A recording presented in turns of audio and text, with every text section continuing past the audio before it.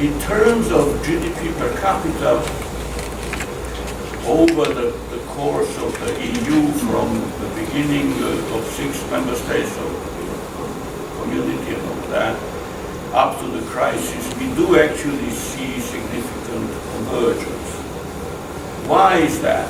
Partly this is actually the common market, but once the euro was introduced, you get the feeling that you get the idea, and which is not an incorrect idea, that euro is actually a very good development instrument. Why? If you can use it. Why? Because if you are Greece and you adopt euro, you borrow money at German interest rates. So if you know where to put this money, you have a potential growth rate which jumps up by 2 or 3 percentage points. So you can grow by 5 or 6, as Greece has actually done, and have a catch-up growth. If you look at the Central European countries, by and large, this is what has happened through foreign capital inflows and so on. So there is something that is good in terms of EU being a convergence mechanism. When it comes to the crisis, the problem is how do you adjust to possible disequilibria that will happen, including the ones that we have discussed with the euro issue, and then all the others, including social safety nets and things like that. And that is where you really have a lacuna. You have institutional insufficiencies. You do not have stabilization mechanism on the level of EU. EU cannot, in fact, borrow money like United States and finance deficits and support demand. That at the EU level that is not possible. And also the EU cannot pay pensions or unemployment benefits or other social support in Greece, because there are no funds on the EU level for that. So it depends on the countries themselves, and if they are in crisis, that is a problem. So how do you deal with this? You have two problems, and you have to look for instruments. What is the stabilization instrument? That's the proposal that there is, let's say, 2 or 3% of EU GDP that can be used for those purposes at the EU level. Then you have this stability, the possibility to intervene in Portugal, Greece, Spain, wherever, by investment or by consumption or whatever. Or you have to have some elements of social funds on the EU level, like you have in the United States. So you lose a job in, California goes bankrupt, but you get your pensions and social security payments from Washington. You don't get anything like that from Brussels. Can you do it? I don't think so, because there is no support in the EU for that. And in my opinion, that's basically the crisis of the EU. The inability to make the next step to solve these issues. If this proves to be a permanent case, then of course, in the end, you will have to work to look for an alternative that, as I said, needs to supply these three components. I don't actually know which alternative that would be. Thank you very much. Piotr? Very briefly, if I may, something what I said yesterday. I don't think that everyone in the room heard it. Don't forget that euro is a political project. First, the present crisis was more political than real, as Hans-Jürgen said. Euro as a currency worked quite well, but everyone was talking about the crisis, meaning the political dimension of the crisis. Secondly, think about the dilemmas that, for instance, I quoted yesterday, real in Poland, which showed that euro is a political project. First, if all economists are saying that adopting euro for Poland now doesn't make sense, why in Poland now politicians last week were talking nothing but about the adoption of euro? For two reasons. One reason, which was not convincing, was if you want to stay in the mainstream, in the nucleus of the European Union, can you reject euro? Which was the Polish dilemma last year, when the French were pushing for Eurozone mechanisms.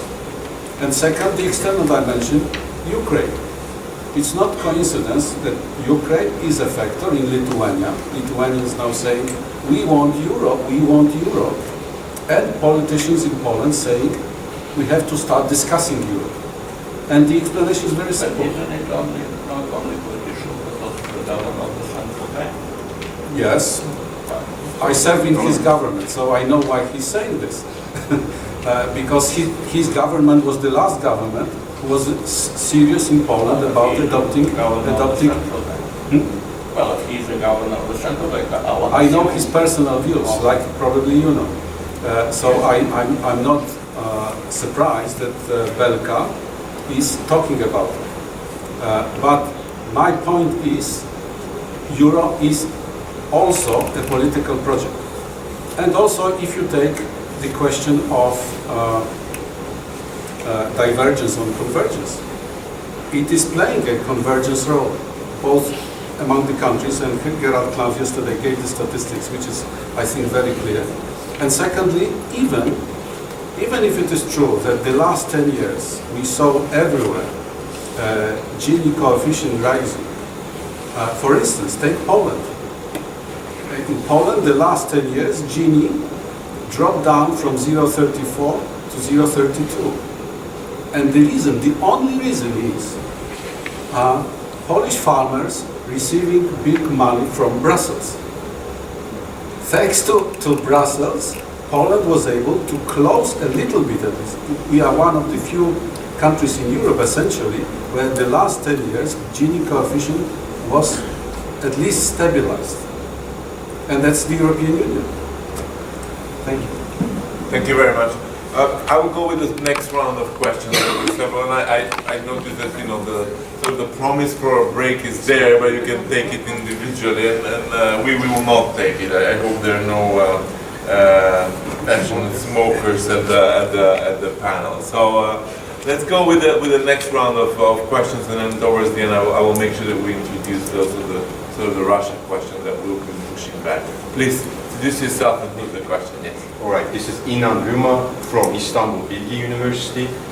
My question will be about social security. Actually, I have two questions within the framework of social security. First, looking from outside, if we do not discuss the EU's problem on the basis of what EU should become, could become ideally, but if we discuss within the framework of global affairs or in the world in which we live, it looks like a social security heaven. And as far as I know, nearly half of world's social security spendings are done in the EU. So it's basically a social security island that we admire from outside. And coupled with the fundamental rights and freedoms that Hans mentioned, very problematic in the Turkish case, in this sense it looks appealing. So my question will be first, how would you assess this EU's leadership role, let's say, in social security in the world, despite its own discussion inside? And secondly, the other side of the coin, does the European capital need peripheral zones in which social security will be less than what is in the EU? And will there be such as, or is it such a European capital plan on keeping some peripheries in integral relationship with the EU, where the social security will be less, the wages will be less, so it will be more profitable for the capital? Thank you. Thank you very much. Please, I'll collect two more questions and we'll get back to the panel. Biljana Vankowska from the University of Skopje. I would like to go back to this democratic deficit issue or the European elections results and maybe institution could look more insight in this.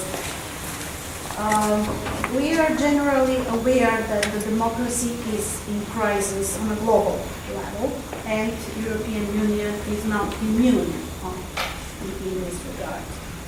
So, obviously, in the European Parliament, still dominant political forces are these moderate, centrist, right or left, but these are moderate centrist parties. I read a lot of articles and analysis lately about the results, and I was a little bit even amused, speaking as somebody who is coming from the Balkans, where we are afraid of the big bad wolf, fascism, neo-Nazism, and all these nationalisms. I was amused to hear theses about the glass being half empty, not half full. So it is not so bad that these radical, ultra right-wing parties are popping up on the political scene. My problem is, from a democratic point of view, where do you see a difference between these moderate political parties in the European political scene? I have a really, as a political scientist, I have a problem to find a profile what differentiates one from the other. So it is very clear to understand what are the extreme rightist parties claim or argue for, and the leftists. But there is big gap. These are extremes, and then we have these forces that actually are very much alike. And if we take into account the Habermas view that the European Union is actually still an elitist project, it's very much a political, including Euro, as we just heard, then where is space for citizens' participation, for new policies, for new demands coming from the bottom up to the political elites? Here, I have in mind also the low turnout at the European elections. So, what is the real front for democratic struggle, to put it in that way, in the European countries? Is it important to go out and to vote for the European Union? Do European citizens understand the significance of the European Parliament, or it is insignificant in general, and their main focus should be in their own societies where the problem actually exists, like in France or Great Britain or even more Hungary, of course. So, as a future European citizen, where should we, or I should put the focus on my intellectual engagement or active citizen engagement? I don't see that the European Union is working on its democratic deficit. And that affects us, outsiders, in terms of losing this normative power, attractive power of the European Union, inspiration that comes from the European Union. While I was following the results of the recent elections, I had in mind... questions already, please. Sorry, I'm just finishing. I had in mind a wonderful movie of Ingmar Bergman, Serpent's Egg. You know, the egg is small, it just gives a profile of something, and I don't see that the democratic public in the European Union is upset because of rise of these right-wing extremists. So this gives some kind of lecture or message from the European Union. Thank you very much. So, citizens' participation, right-wing parties, and difference in the political party profiles. One answer. I think here in the panel we have a lot of. I think there will be a lot of reflection. Okay, let's collect one more question and then we'll get back to the panel and I will have a chance for one more round. Thank you. My name is Josipa Rizankovska. I'm engaged here in a research institute called Institute for Democracy, but also I'm a PhD student in University of Siena. My debate, my issue is how do you see the two strings within Europe, within European Union, between the Europe for regions policy and the other part, which is like integration of all these European Union countries. Since we mentioned the divergence and convergence, my dilemma is whether these two strings are mutually exclusive or inclusive, because from one side, the Europe of regions policy was supposed to help those regions that are poor. But in the end, what I see as a result is a rise of nationalism in the periphery and giving power to the parties which speak for the ethno-nationalists or just peripheral nationalists and strengthen the regionalism within Europe. Thank you. Thank you very much. Let's get back to the panel. Maybe we start with the opposite, like Piotr, if you have some reflections on the many questions that were posed, and then we'll go then with Hans, Jürgen, and then on the other side of the table. On democracy, Amartya Sen called the recent crisis of Europe the crisis of democracy at all levels, European, national, and local.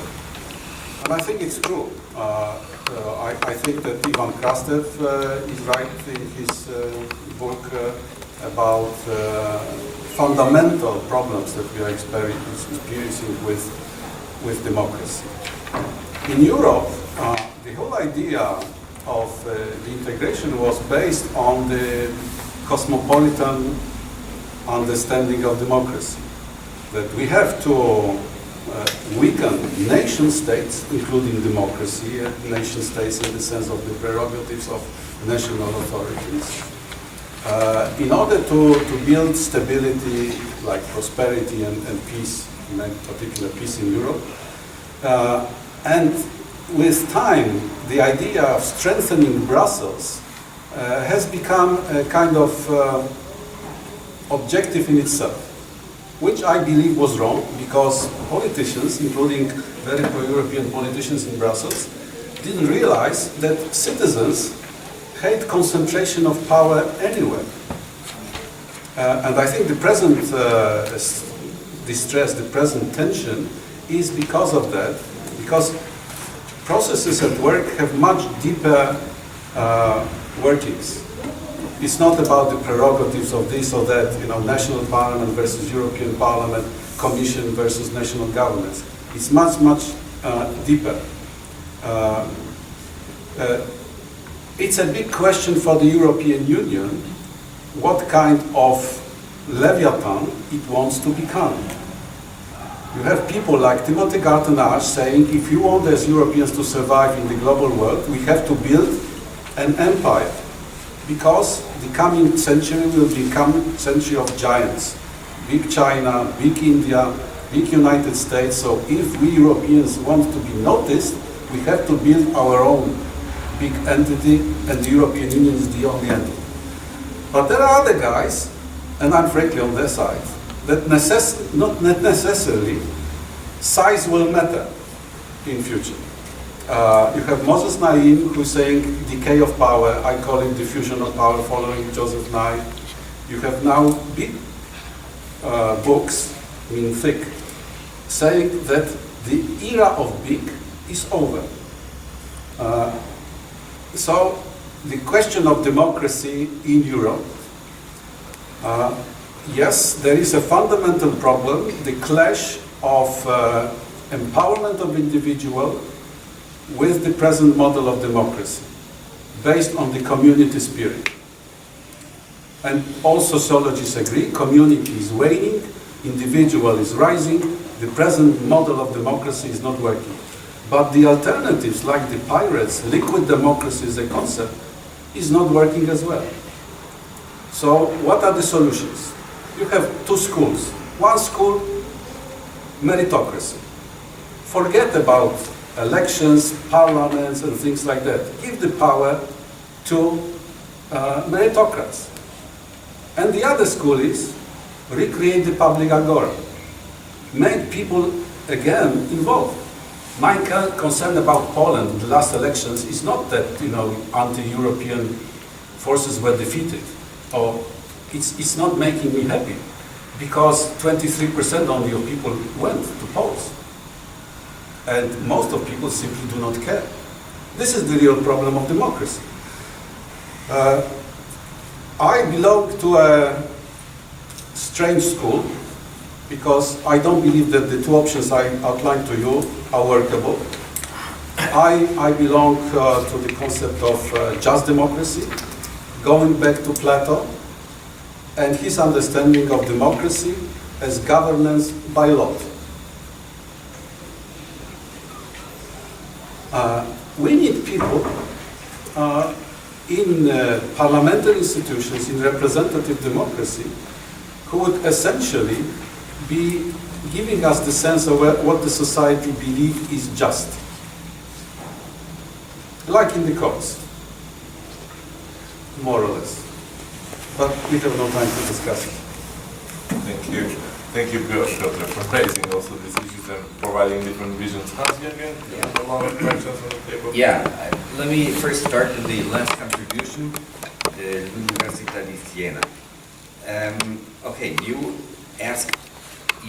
mentioned the policy of Europe in favor of the regions. Now, this has been a very manifold issue in the past before. We once had in the 1980s a proposal by the Dutch beer baron Heineken. He spoke of the Europe of the 100 flags. He took a map and made some regions, and why can't these regions form a kind of United States of Europe themselves, and so on, that would place democracy closer to the citizen, and so on. That was one contribution with many others. We have now, since the Treaty of Maastricht has come to power, the Committee of Regions, which has a certain consultative effect on the regions as well, because the regions, and this is the subnational, the next level under this national level, the regions have a lot of EU laws to transpose and to apply, and therefore they are in question. But you mentioned something slightly different. You mentioned the new uprising in Scotland and Catalonia and maybe somewhere else. But these two are the most cracky ones. They are very old questions. These are very old things. There are no newcomers. And while Scotland may be realistic in Catalonia, and I don't know, right now still the majority of Scots is against a split, but the discussion is very valuable because it shows considerable flexibility also from London to be in favor of the regions. And I personally don't think that Scotland will secede, and if it secedes, it will remain Scotland and will fulfill all obligations they had to fulfill before. But there's one thing which is on the European scale. The Scottish say, if UK wants to get out of the European Union by a referendum or whatever, we are against that, and this is why we split off rather before. And this is one of the motivations which is quite popular even in the whole UK among those who do not want to get off. So some people, for fun at least, say, can't we move to Scotland? From Middle England to Scotland or whatever. So these are the reactions, of course. So I'd say that, well, the question is, if these parts or these regions, having become independent potentially, if these regions can be immediately right after be a member of the European Union. And if you asked on this, there is a certain problem because there is no precedence in history, and this is a new case. I personally have worked on that. I have even written something on that, and I say they can be members of the European Union from the day after. But Mr. Barroso says something different, but this is not fine-tuned with the rest of the Commission. This is just his personal view. And his personal view as Portuguese, close to the Spaniards and so on. So, but I mean, there are also other views. But we cannot go into depth, but maybe we can talk about that at lunch. Lunches sometimes are very helpful. Now the second issue, the first issue was by Inan Uma. You spoke about the European social policy model. I mean, the European Union is somehow proud of the model it made, and it's not really what you said is an outsider's view of the European Union, but this is not clear to the EU people. They just live in an ivory tower or on the island of the happies, of the luckies, but they are not aware what they have achieved. This is this is the consequence of hundreds of years of European political culture, which is now the case in the European Union, and indeed this is a model. But this model can not. You mentioned it, this is an EU leadership role as a social model. You mentioned that later. We are not aware to be leaders in that field. So, while you are discussing leadership in some other fields, because we are slightly getting aware of these other fields, but I mean the point is, so the question of the leadership, of course, is a bit. As a European Union citizen, I may say that would be a bit too arrogant for us, but we are indeed proud, and we can be proud, that we are always trying to have a certain role of social policy, but that is a permanent imperative. That means we do not achieve this, hook it off, and then we look for other subjects. So this is a permanent issue, which is a pain in the well, you know what I mean, which is a pain to every European politician, because he always have to find this, and this not only for a European politician, but also for any national, regional, local politician. Why? Because social policy is not a field of European competence. It is partly a competence field, but only it came in the last years. But we cannot, of course, because social fabrics are including also local, even family or school or whatever fields. We cannot make this part of a European superstate. Some people fear, some people strive for, but it has to be in a permanent discussion what exactly should be done on a social fabric on the European level. Until now, only the transnational working and so on consequences are dealt in the European level. Also, the standards in labor law, the standards especially in work and health at the workplace. If ever you have the honor to visit a Chinese factory or a Russian factory, you are not aware that you are in the former paradise of workers and farmers or whatever. So I've been in Chinese factories. The first thing I went out because it was too loud. They didn't have any ear protective gear and so on. That would not be possible in the whole EU, because we have very strict and supervised standards. And in that context, I just want to say I do welcome that Obama is trying to Europeanize the United States right now with his healthcare and other stuff. This is really something we should be aware in the EU as a kind of leadership, if you say so. But we are not aware, of course.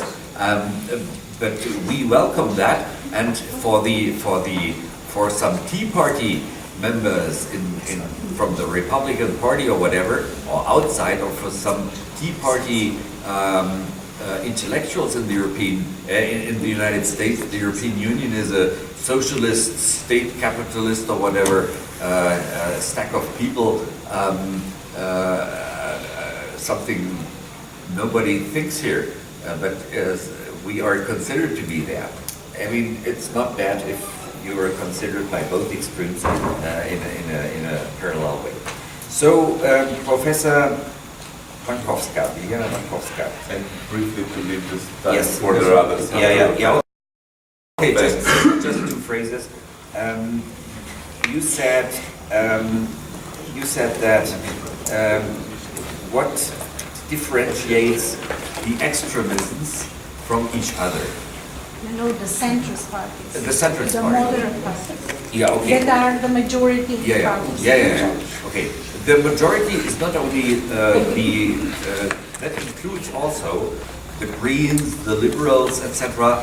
There is a marais, as the French say, a marais of centrists in the European sense, which is also enabled due to the fact that in the European Parliament there is no government opposition conflict. That does not exist there. There is just an interinstitutional conflict, and all the reports on all the legislation has to be cleared before in the committees. And in the committees you get an idea how later the majorities will be. So that brings some people to table amendments for the final votes, or also to leave that because they know they don't have a chance. So I would say the European Parliament is one of the most friendly parliaments in the world, somehow like the Swiss, who also work in concordance, according to the concordance formula.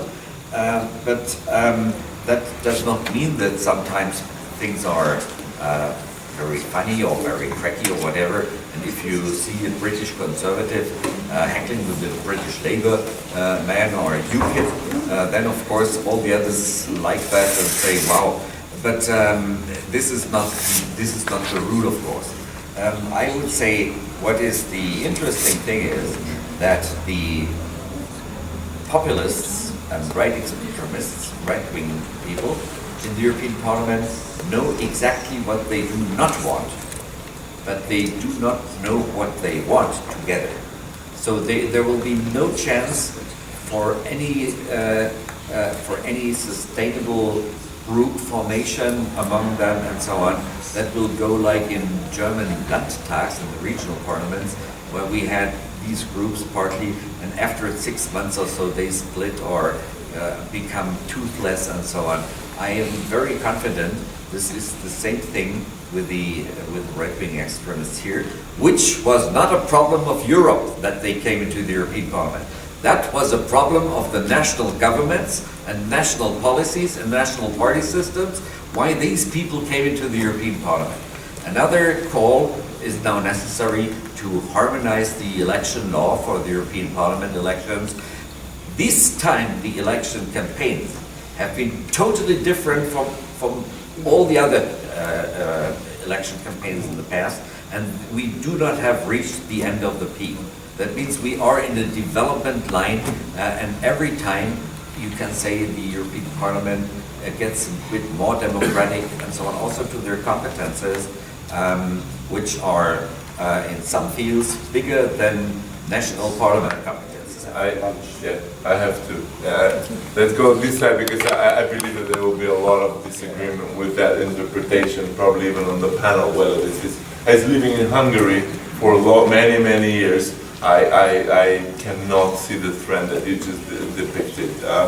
We had a lot of questions. Please pick and choose on the social welfare system, on the political parties, both radical right and the mainstream.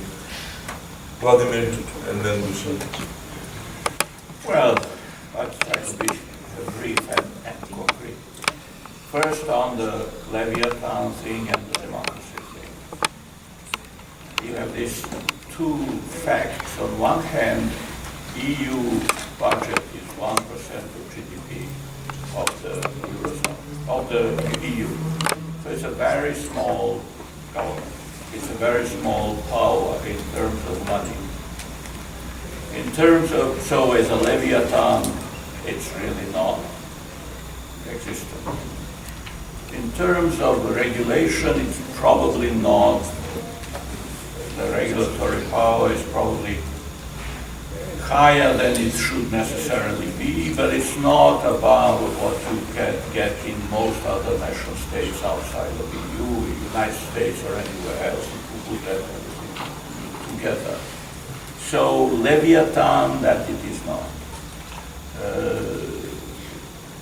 I think partly this is reflected in the fact that a lot of people do not vote in EU elections, especially in Central European, in new member states, Slovakia, Czech Republic, Poland, Slovenia.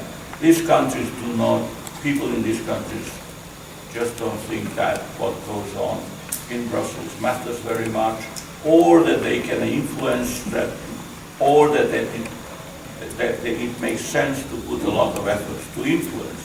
Because as I said, that there isn't all that much about there.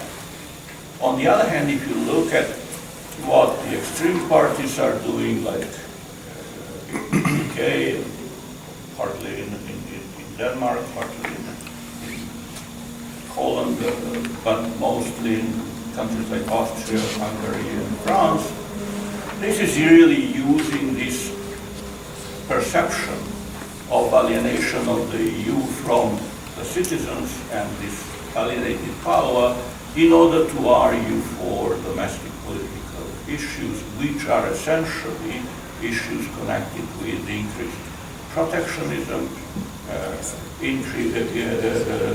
driving out the immigrants, and getting something like Putin type of approach to human rights. That's basically what it is. And that's what one has to deal with in Hungary, Austria, or wherever all these countries I have mentioned, including France. So that's where it is. Increasing democratization or democratic legitimacy of the EU would necessarily mean or presuppose a much larger, much higher stake that people would have. And that would, let's say, mean, because there is no defense budget and hopefully will never be there, let's say a fiscal or a budget of about 6-7% of GDP. That would mean, including all these other things, that would matter for people. And then we would have a democratic competition to get hold of it and decide what you want to decide, like in any democratic system. So that's on that. As far as the social and Gini thing, the Gini coefficient in EU countries, by and large, is on the low level worldwide. Even if you take new member states, also Slovenia is one of the most egalitarian countries. Czech Republic is about 30, something like 32 perhaps. Maybe the Baltics are a bit different. How good is the Gini coefficient as a measure is a completely different story altogether. If you want, you can read Piketty and see why you wouldn't want to use it, but that's another story. But then from the point of view of egalitarianism, or in the sense comparing to United States, United Kingdom, to Russia, to China, and whatever, and any other country in the world, it is certainly on the more egalitarian. If you look at how these countries function, you look at the crisis, where most of the fiscal corrections have been, what is it that these countries have protected mostly during the crisis? You see an increase in social transfers, by and large, which means that you see drop in investment and you see increase in social transfers. So in a sense, that is a social structure or social soul of these countries. They do not they react in a counter-cyclical and automatic stabilization type of a manner. Pensions get larger share because people, unemployment, the benefits get larger share in the budget and so on. So there is a social buffer there, country by country, not in every country the same. Can it be more? That depends on whether you can actually bring that up on the level of the EU, so that the social fate of somebody in Greece and social fate of somebody in Germany would be, by and large, the same. That is what we are discussing as the next step in the EU. I don't see it happening. Hopefully, at some point in time, it will happen, but otherwise, there are these limitations of nationalism and so on that probably will stay there forever. Whether Turkey could be included, that's partly a social issue also. It's an issue of, again, a big chunk of money that probably would have to go via structural funds to Turkey. There is an immigration issue which actually I think would support the cause of Turkey joining the EU, but not people in France, Germany do not feel that way majority-wise. It's not an Erdogan issue. It's an issue of a big country with a lot of people who has other problems, but also can have a lot of people emigrating out of Turkey and working in the EU and so on, and that is, at the current climate, really not something that you can sell to the voters. So that's basically that issue. It is partly a social issue also. So if you want to protect your own social lower classes, you keep the Turks out. That's how it is. And so there are other aspects to the social justice issue than in terms of regional. Basically, as far as I read the evidence of structural funds and all of that, this has been a failure as a project. It has, because probably not the best way to do regional policy is to transfer money from Brussels for regional projects. For a variety of reasons, in fact, these structural funds have not diminished the regional disparity. How do you actually do regional policy is a very complicated issue in any country, and in fact it seems to be the case that these regional disparities can be entrenched and can go for a very long time. Take southern Italy and northern Italy. It's just that kind of an issue. I don't know how. So it's a very complicated issue. I don't think you can solve it from Brussels. Whether you can solve it by secession, as Hans-Jürgen has been mentioning, that is a very interesting topic. We have some evidence in some cases in Europe. Czech and Slovak did it well. Balkan countries did it very badly. So sometimes it works, sometimes it doesn't work. But generally, I do not see EU essentially spreading regional development from Brussels, even if you give them all kinds of money to do that. It's just not that kind of a topic, I would say. Thank you very much.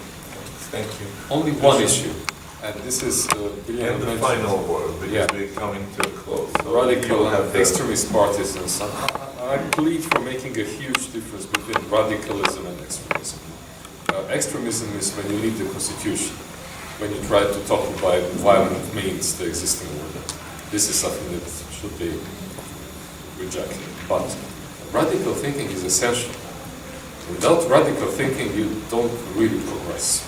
And if you look back in history, proposing the European Union after the Second World War was the most radical thing. Why would anyone want to have the Germans in the same constitution after the Second World War, like Schuman and other people did?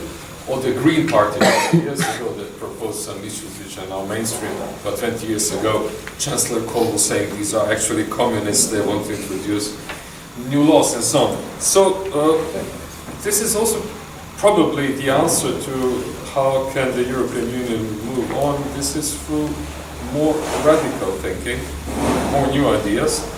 And in my opinion, it would be a catastrophe if the states of governments would decide to install Jean-Claude Juncker as anything in the new setup of the European Union. He stands for the 20 years of intellectual stagnation, if you want, that have been on the it would be a signal to the rest, to everyone, that they will not accept any kind of radical thinking.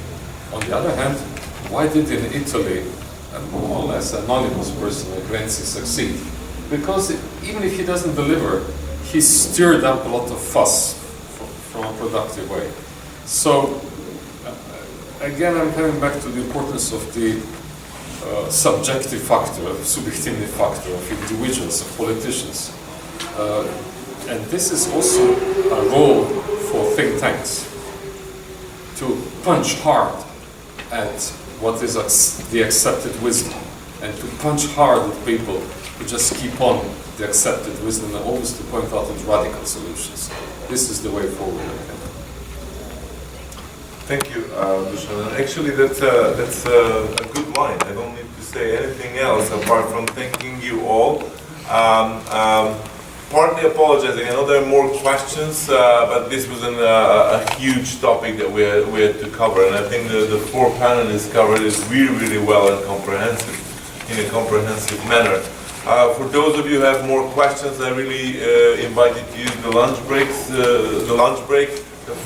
All the panelists will be here, and I hope it's okay to invite everybody to approach you and talk more in depth some of these issues. Lunch is in the restaurant across. Our tables are with drinks, because there's a race of 10,000 kilometers. Okay. So not to confuse with the racers, our tables have drinks. Not to start running. Thank you very much.